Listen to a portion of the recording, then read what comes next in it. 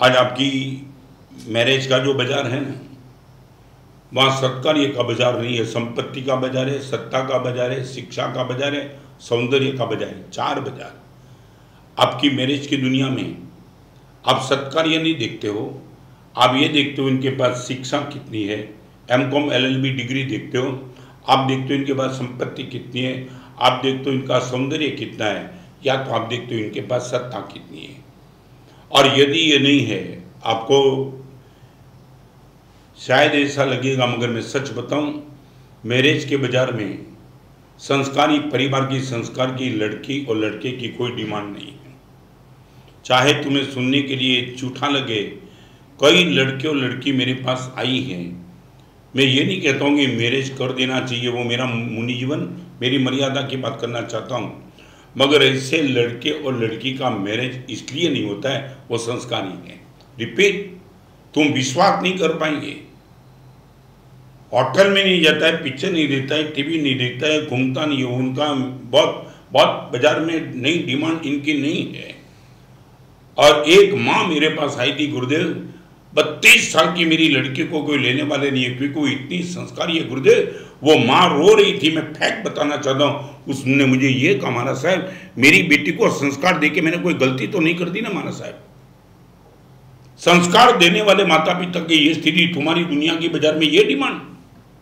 आपके घर में वो पुत्रवधु सदाचारी संस्कारी नहीं चाहिए, व्यभिचारी चाहिए। गाली बोलने के लिए जिसको नहीं आता है, फॉरवर्ड जो नहीं है, तुम्हारी सोसाइटी में जो हाई फाई सोसाइटी में जमता नहीं, उनकी शादी नहीं हो रही है। और ये उत्तर गुजरात की बात करना चाहता हूँ। एक बहन की लड़की, इनके पति खत्म हो गए थे, बहन विडो थी, भाई कोई था नहीं, अकेली लड़की, और वो लड़की की शादी नहीं हो रही। गरीब है वो, उनकी लड़की को लेकर के हम करेंगे क्या। और एक दिन वो बहन को लगा कि यदि यही डिमांड है, मेरी बेटी साध्वी तो नहीं बनना चाहती है और उनको शादी करनी है, तो कुछ रास्ता निकालो। और एक सेठ का एड्रेस किसी ने दे दिया। बस ये एड्रेस की बात करना चाहता हूँ। आपका एड्रेस यदि कोई देता है तो किसके लिए देता है, और कहा इस सेठ के पास चली जा, 100% तेरा काम हो जाएगा। अननोन सेठ थे, गई, खुले दिल से बात कर दी, सेठ ये इसके कारण से मेरी बेटी की शादी नहीं हुई है। सेठ ने बोला तुझे क्या लगता है मैं क्या करूं तो शादी हो जाए। सेठ एक विनती करूं, 1 महीने के पहले मेरे परिवार में किसी के वहाँ शादी का प्रसंग है और मैं जाऊंगी। आपको और कुछ नहीं करना है, आपकी पत्नी के गहने बस वो सिर्फ शादी में पहनने के लिए मुझे दे दो। लोग ये नहीं पूछेंगे कि गहने किसके, मगर लोगों के मन में मैं भिखारन हूँ, गरीब हूँ, एक बार मेरे गहने देख लेंगे, मेरी बेटी की शादी हो जाएगी, आपके गहने वापस दे दूंगा। सेठ ने बोला ठीक है। शादी के 2 दिन के पहले मेरी पत्नी का गहना पत्नी को पूछे बिना मैं दे दूंगा। और वो सेठ ने हिम्मत करके गहने उनको दे दिए पत्नी की अनुपस्थिति में। और कमाल की बात तो वो थी, वो शादी में वो बहन भी गई और वहां सेठ की पत्नी सेठानी भी वही शादी में। इस बहन के सामने नजर गई, ये तो मेरे ही कहने लगते हैं। अभी घर पे जाकर के चेक करने का समय भी तो नहीं था, एकदम नजदीक गई, पूरा विश्वास बैठ गया, ये मेरा गहना कहां से लाई है। और पब्लिक के बीच में चर्चा शुरू हो गई कि हम तो मानते थे वो भिखारन है, ये गहने देखो अभी भी लगता है। उनकी लड़की के साथ चलती है बात शादी की, अपने बेटे के लिए डिमांड रखेंगे, ये बात शुरू हो गई। और उसके बीच में वो सेठानी ने बम फोड़ दिया, ये मेरे गहने क्या घूम के भर दिए। सब स्तब्ध। और वो बहन को लगा कि अभी तो लड़की की शादी की बात छोड़ो, शायद मुझे सुसाइड करने का पड़ेगा। इतनी समाज के बीच में मेरी इज्जत का कचरा ही सेठानी ने कर दिया। मगर क्या मालूम, जो भी उस टाइम उसके मन में लगा, उसने बोल दिया कि गड़बड़ मत कर, मान लिया तेरा कहना है, मगर एक बार तेरे पति को पूछ किया। वो हैरान, क्या पूछना है? तेरे पति ने मेरे पति से पैसे लिए थे, गिरवे में गहना रखा है। ये हिम्मत। और सेठानी मौन हो गई। समझ में नहीं आई कि मैं इनका प्रतिकार करूं कि हाँ बोलूं, क्योंकि पति से तो कभी ये बात हुई नहीं थी। मेरे पति के साथ ये व्यवहार था तेरे पति का। और अभी मैं बताना चाहता हूं, क्या ब्रांडेड आइटम लेकर के सेठ बैठे थे।